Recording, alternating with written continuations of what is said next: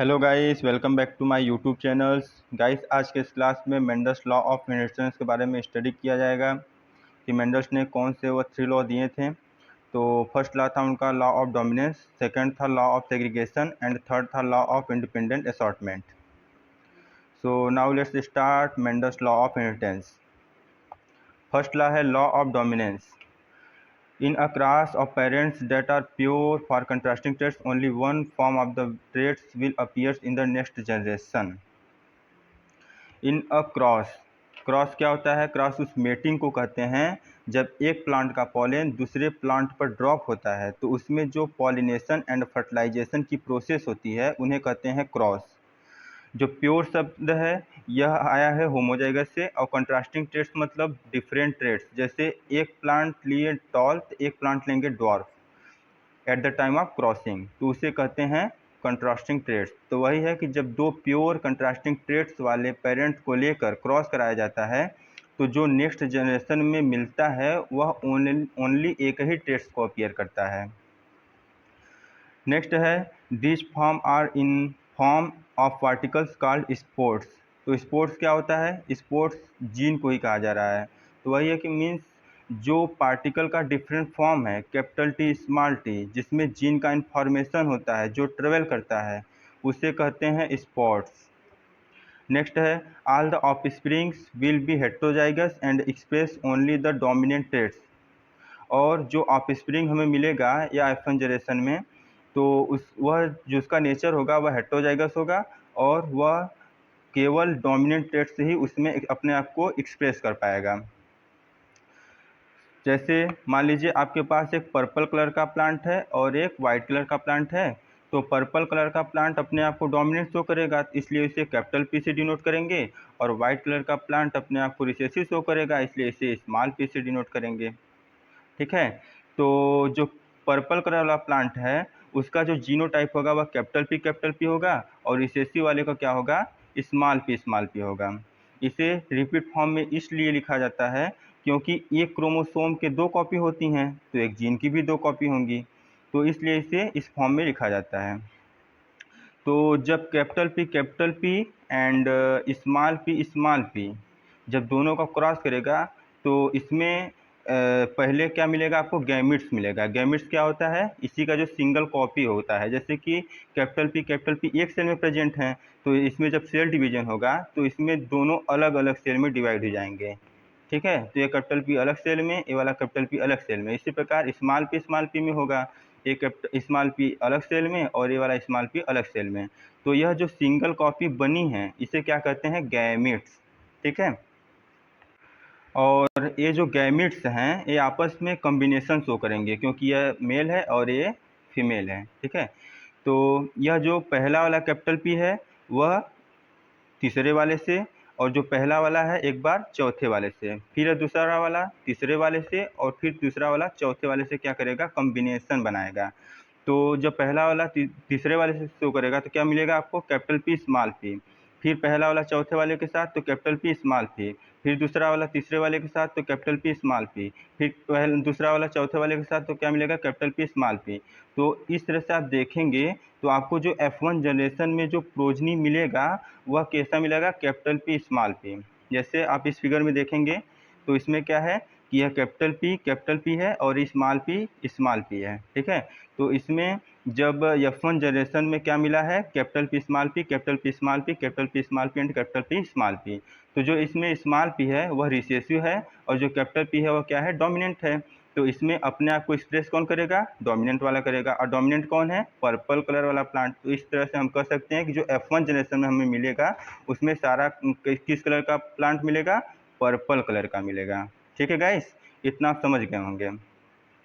तो अब हम बात करते हैं कि जो लॉ ऑफ डोमिनेंस है इसका जीनोटाइप एंड फिनोटाइप रेशियो कैसे हम ज्ञात करेंगे।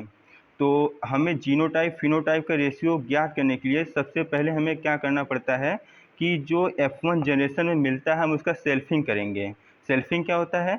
मतलब जो F1 जनरेशन में मिला उसका उसी से जब क्रॉस कराएंगे तो उसे कहते हैं सेल्फिंग। तो F1 जनरेशन में क्या मिला था हमको? अभी देखे हैं, capital P and small P मिला है। ठीक है, और जब इसका सेल्फिंग करेंगे तो किससे करेंगे? इसी से करेंगे, कैपिटल पी स्मॉल पी। तो फिर वही प्रोसेस होगा कि इसमें जो है गैमेट प्रोड्यूस करेगा, तो इसका जो गैमेट होगा एक होगा कैपिटल पी, एक सेल में रहेगा, स्मॉल पी एक सेल में रहेगा। इसमें भी वही होगा, कैपिटल पी एक सेल में रहेगा, स्मॉल पी एक सेल में रहेगा। तो यह इसका क्या होगा, गैमेट्स होगा। फिर यह जो गैमेट्स होंगे आपस में क्या करेंगे, कॉम्बिनेशन शो करेंगे। तो यह कैपिटल पी एक बार तीसरे वाले के साथ, फिर यह पहला वाला कैपिटल पी एक बार चौथे वाले के साथ, फिर दूसरा वाला तीसरे वाले के साथ, और दूसरा वाला जो है चौथे वाले के साथ क्या करेगा, कॉम्बिनेशन बनाएगा। तो जब पहला वाला तीसरे वाले के साथ बनाएगा क्या मिलेगा, कैपिटल पी। और जब पहला वाला चौथे वाले के साथ बनाएगा तो क्या बनेगा, कैपिटल पी स्मॉल पी। दूसरा वाला तीसरे वाले के साथ करेगा तो क्या मिलेगा, कैपिटल पी स्मॉल पी।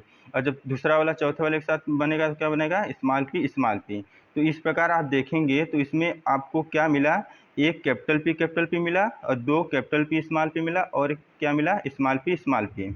तो इस फिगर में देखिए कि जैसे अब जो क्या है, ये जो कैपिटल पी है यह क्या है, टॉल है और होमोजाइगस है। और जो कैपिटल पी स्मॉल पी है क्या है, हेटेरोजाइगस है। क्यों हेटेरोजाइगस है, क्योंकि इसमें डिफरेंट फॉर्म में जो है एलिल्स प्रेजेंट हैं, ठीक है। और ये स्मॉल पी क्या हो जाएगा, ड्वार्फ होमोजाइगस हो जाएगा।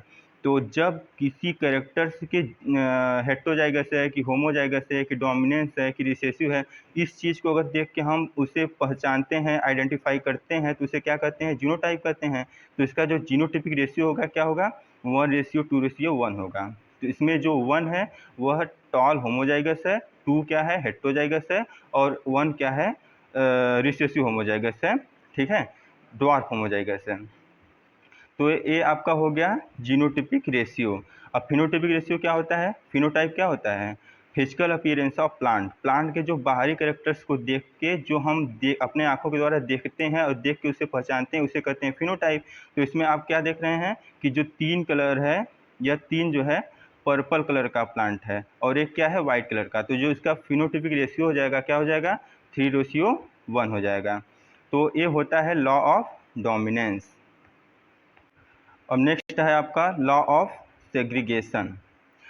During the formation of gametes the two alleles responsible for a trait separate from each other. Means जो 2 एलील्स होते हैं वह एक दूसरे से सेपरेट हो जाते हैं at the time of gamete formation. जब गैमेट का फॉर्मेशन होता है तो जो 2 एलील्स होते हैं वह एक दूसरे से क्या होते हैं, सेपरेट हो जाते हैं। And allele for a traits are then recombined at fertilisation producing the genotype for the traits of the offsprings. And fertilisation के समय क्या हो जाएंगे, रिकम्बाइंड हो जाते हैं। जैसे कि हम एग्जांपल के तौर पे ले रहे हैं कि मान लीजिए आपके पास एक इंडिविजुअल है कैपिटल पी और एक इंडिविजुअल है स्मॉल पी, ठीक है। तो जो कैपिटल पी है इसका पार्ट क्या होता है, स्पर्म, और जो स्मॉल पी है जो जिसको हम फीमेल मान रहे हैं उसका क्या हो जाएगा, एग, ठीक है। तो जब इन दोनों का जब क्रॉस होगा तो इसमें भी इंडिविजुअल्स प्रोड्यूस होंगे। ये इनका इंडिविजुअल्स क्या हो जाएगा, कैपिटल पी एक सेल में, कैपिटल पी एक सेल में, स्मॉल पी एक सेल में, स्मॉल पी एक सेल में। तो यह जो इनका गैमिट्स है यह एक दूसरे से रिकम्बाइंड हो जाते हैं at the time of fertilisation, ठीक। तो उसे ही कहते हैं लॉ ऑफ सेग्रीगेशन। तो लॉ ऑफ सेग्रीगेशन क्या होता है कि जो 2 एलील्स हैं वह एक दूसरे से सेपरेट हो जाते हैं at the time of gamete formation, and वह जो गैमेट्स है फिर से रिकम्बाइंड हो जाता है at the time of fertilization. तो ये होता है law of segregation. So guys move to next law of independent assortment.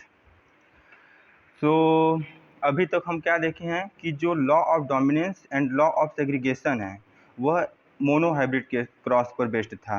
Means उसमें क्या हो रहा था कि हम एक टेक्स्ट को लेकर अपनी रिसर्च को कर रहे थे, लेकिन जो लॉ ऑफ इंडिपेंडेंट असॉर्टमेंट है वह डाई हाइब्रिड क्रॉस पर बेस्ड है, ठीक है। तो मीन्स इसमें क्या होगा, 2 ट्रेट्स को लेकर अपने रिसर्च को करेंगे। जैसे इसमें क्या है, alleles for different traits are distribute to sex cell independently of one एनोदर्स।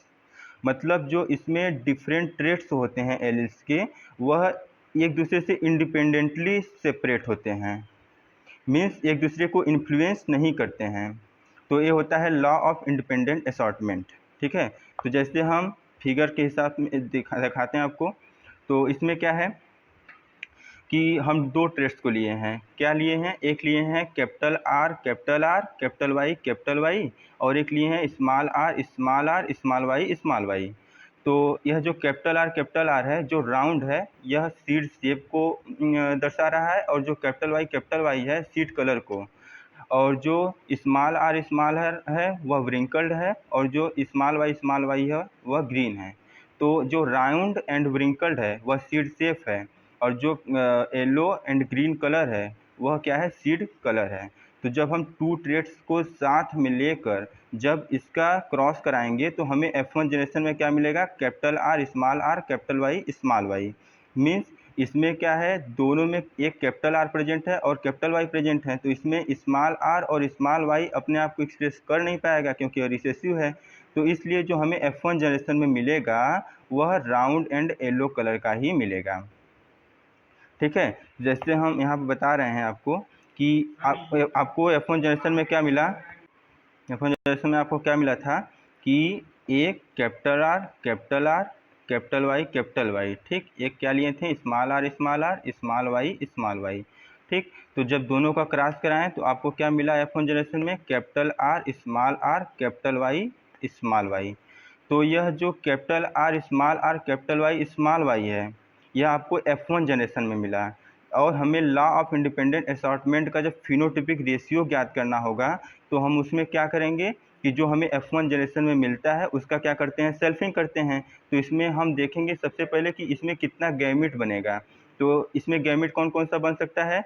यह जो कैपिटल आर है एक बार कैपिटल वाई से करे, इस कैपिटल वाई से कॉम्बिनेशन बनाएगा और कैपिटल आर स्मॉल वाई से, तो क्या मिलेगा? कैपिटल आर कैपिटल वाई और कैपिटल आर स्मॉल वाई। फिर यह स्मॉल वाला कैपिटल वाई से एंड स्मॉल आर जो है स्मॉल वाई से क्या बनेगा? कॉम्बिनेशन बनाएगा। तो क्या मिलेगा? Small R capital Y small Y. तो यह जो आपका जो चार गैमेट्स है इसी गैमेट से सेल्फिंग कराएंगे। तो सेल्फिंग कराने के बाद क्या मिलेगा आपको? जो लॉ ऑफ इंडिपेंडेंट असॉर्टमेंट है उसका फिनोटिपिक रेशियो मिल जाएगा। तो जैसे कि इस फिगर में आप देखेंगे तो हम लोग कौन सा गैमेट निकाले थे? Capital R small Y small R capital Y और स्मॉल वाई। तो इसका जब सेल्फिंग इसी से जब होगा तो हमें इसका जो फिनोटिपिक रेशियो है वो हमें मिल जाएगा। तो देखिए यह जो कैपिटल वाई है यह इस कैपिटल वाई से कॉम्बिनेशन बनाएगा तो क्या मिलेगा? Capital Y. यह कैपिटल आर स्मॉल वाई से जब बनाएगा तो क्या मिलेगा? Capital Y small Y. फिर यह कैपिटल वाई इस स्मॉल आर कैपिटल वाई से करेगा तो कैपिटल वाई मिलेगा। तो इसी प्रकार से जो है ये जो पहला वाला है इस चारों के साथ, दूसरा वाला फिर इस चारों के साथ, तीसरा चौथा, इसी प्रकार जो मिलेगा तो यह आपका पुनेट स्क्वायर, इसको क्या कहते हैं? पुनेट स्क्वायर, यह आपका बन जाएगा।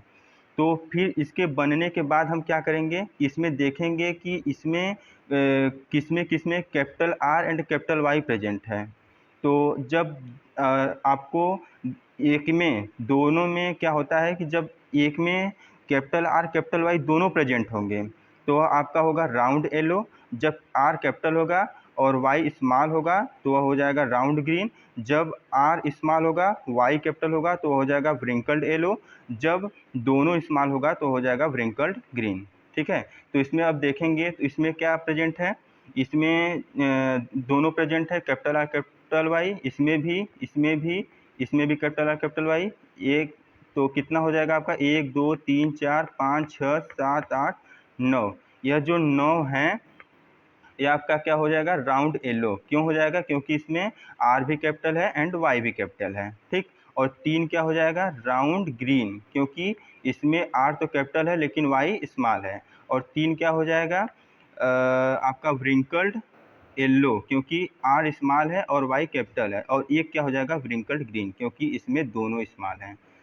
ठीक है गाइस, तो आपका जो लॉ ऑफ इंडिपेंडेंट असॉर्टमेंट में जो फिनोटिपिक रेशियो मिलेगा वह मिलेगा 9:3:3:1, 9:3:3:1। ये आपका क्या हो जाएगा? Phenotypic ratio. तो यह जो फिनोटिपिक रेशियो है इसको आप हमेशा याद रखिएगा क्योंकि क्वेश्चन में हमेशा ऐसे पूछता रहता है। ठीक है, अब चलते हैं नेक्स्ट स्लाइड की तरफ। अब हम पता करेंगे कि गैमेट्स को हम कैसे निकालते हैं। गैमेट्स को निकालने का एक फार्मूला होता है, ठीक है। तो उस फार्मूला क्या होता है? गैमेट का फार्मूला होता है 2 के पावर n, और जो n होता है नंबर ऑफ हेटेरोजाइगस होता है। तो जैसे कि इसमें देखेंगे कि capital R small r capital Y small y, तो इसमें कितने हेटेरोजाइगस प्रेजेंट हैं? 2 हेटेरोजाइगस प्रेजेंट हैं। एक है कैपिटल R स्मॉल r और एक क्या है? Capital Y small y। तो इसका फार्मूला क्या होता है? 2 के पावर n। तो n क्या हो जाएगा? Number of heterozygous. इसमें हेटेरोजाइगस कितना है? 2 हैं, तो 2 के पावर 2 कितना हो जाएगा? 4 गैमेट्स बनेगा, ठीक है। उसी प्रकार ये जो है capital A small a capital B small b capital C capital D small d, तो इसमें कितने नंबर ऑफ हेटेरोजाइगस हैं? 3 हैं, तो 2 के पावर 3 कितना हो जाएगा? 8 जो है गैमेट्स बनेगा। अब इसमें देखिए, इसमें क्या है? Capital M small m capital N small n capital O small o capital P capital Q capital R small r capital small S capital T small t and capital Q small q। इसमें कितने number of heterozygous हैं? 1 2 3 and 4 5 6 number of heterozygous है। तो 2 के power 6, जब 2 का 6 बार गुणा करेंगे तो कितना आ जाएगा? 64। तो इसमें कितने गैमेट्स बनेंगे? 64। तो इस प्रकार से गैमेट्स निकालने का यह फार्मूला होता है। फार्मूला से इस प्रकार आप गैमेट्स निकाल सकते हैं, ठीक है। ये भी क्वेश्चंस में आते हैं, ध्यान रखिएगा। So now move to next slide. क्या है आपका? Why Mendel's did not got recognition, कि मेंडल्स ने इतना सारा तो कार्य किया लेकिन इनको इतना अच्छा रिकॉग्निशन नहीं मिला। क्यों नहीं मिला? क्योंकि could not prove same result with hawkweed. इन्होंने अपना रिसर्च पी प्लांट के साथ साथ हार्टवीड पर किए थे, लेकिन हार्टवीड में वह सेम रिजल्ट नहीं आया जो कि पी प्लांट में आया। तो एक तो यह रीजन हो गया। सेकेंड है mathematical approach in biology was whole new concept. आपको यह पता है कि इन्हें जेनेटिक्स का फादर कहा जाता है, लेकिन ये कोई बायोलॉजिस्ट नहीं थे, यह एक मैथमेटिशियन थे। इसलिए इन्होंने अपना सारा जो दिए थे या मैथमेटिकल अप्रोच दिए थे, जो कि बायोलॉजी में उतना अच्छा वर्क नहीं किया, ठीक है। थर्ड है journal was in not available in English language at that time. Journals मतलब कि न्यूज़पेपर जिस पर इन्होंने अपना पब्लिश किए थे, तो वह लोकल लैंग्वेज पे किए थे, इसलिए यह कंट्री के बाहर उतना वर्क नहीं किया, ठीक है। तो इनमें कुछ इनका खुद ही एक्सेप्शन था कि जो इनके रेशियो में खुद ही नहीं फिट हो रहा था, जैसे multiple alleles, incomplete dominance, linkage. तो इनके यह जो था एक्सेप्शन था, इनके खुद के रेशियो में नहीं फिट हो रहा था। तो सो गाइस, यह है मेंडल्स लॉ का जो रिकॉग्निशन कि क्यों नहीं मिला। तो इसी सब कारणों की वजह से इनको रिकॉग्निशन नहीं मिला था। सो गाइस, आशा करते हैं कि आपको हर एक टॉपिक अच्छे से समझ में आ गया होगा। सो आज की इस क्लास में इतना ही। मिलते हैं नेक्स्ट वीडियो में नेक्स्ट टॉपिक को लेकर। तब तक बने रहिए my YouTube channel religious academy पर। Please like and subscribe. Thank you.